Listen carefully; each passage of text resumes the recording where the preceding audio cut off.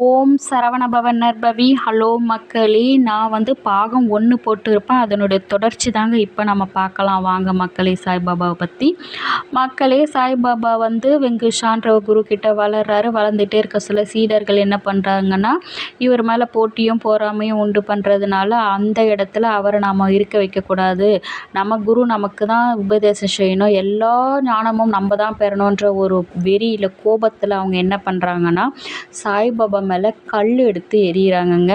கல் எடுத்து எறிய சொல்ல அதை வெங்கடேஷா கையில் பிடிக்கிறாரு. கையில் பிடிக்க சொல்ல பார்த்தீங்கன்னா அந்த கல் அப்படியே மேலேயே நின்றுடுதுங்க மக்களே.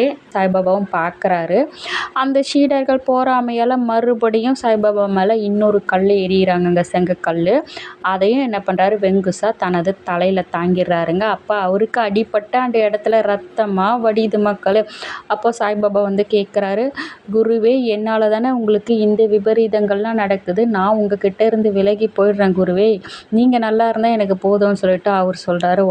வெங்குஷா சாய்பாபா கிட்ட, நீ மக்களுக்கு செய்ய வேண்டிய தொண்டுகள் நிறைய இருக்குப்பா, நீ தெய்வ குழந்தை, உன்னை 16 வயசுக்கு எப்படி சீரடி அனுப்பணும்னு எனக்கு தெரியும், அதன் பிரகாரம் நான் உன்னை அனுப்புகிறேன்ப்பான்ட்டு சொல்லிடுறாருங்க. அங்கே ஒரு மாடு கன்றோடு நின்றுட்டுருக்கு மக்களே. வெங்குசா சாய்பாபா சிறுவனாக இருக்கிறாருங்க. சிறுவனி, நீ போயிட்டு அந்த மாடு கன்றோடு நிற்கிது, அங்கே போய் பால் கறந்து கொண்டு வான்னு சொல்கிறாருங்க. அந்த சிறுவன் சாய்பாபா போய் கேட்குறாருங்க, ஐயா, மாட்டுக்கு சொந்தக்காரரே, எனக்கு கொஞ்சம் பால் வேணும், கறந்து தரீங்களான்னு கேட்குறாரு. ஆனால் அவர் என்ன சொல்கிறாருன்னா, இந்த மாட்டிலேருந்து பால் வராதுப்பா, ரொம்ப வருஷமாகியும் கன்று ஈன்றெடுக்காத மலட்டு மாடுப்பான்னு சொல்லிட்டு அந்த மாட்டுக்கு சொந்தக்காரர் சொல்லிடுறாருங்க. உடனே சாய்பாபா திரும்பி வந்துடுறாரு.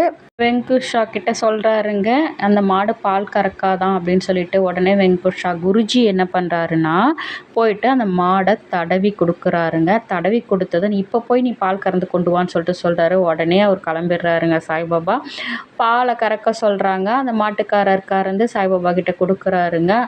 அப்படி ஒரு நிகழ்வு நடந்தது. அந்த பாலை வச்சு குருஜி, அதாவது குருஜினா பார்த்தீங்கன்னா சாய்பாபாவின் குருஜி வெங்குஷாங்க, அவர் அந்த பாலை வச்சு அவருக்கு ஞானம் எல்லாமே கொடுத்துட்றாரு. அந்த ஞானத்தை அந்த பால் மூலயமா அவர் பெற்றுடுறாருங்க.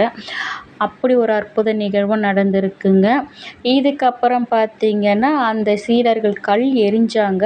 அவங்க இதை பார்த்துட்டு மயக்கடிச்சு விழுந்து இறந்துடுறாங்கங்க. அப்போ குருஜி கிட்ட அவங்க வராங்க சீடர்கள்லாம். இதுக்கப்புறம் என்ன நடந்ததுன்றதை நான் உங்களுக்கு அடுத்த வீடியோவில் அப்லோட் பண்ணுறேன் மக்களே.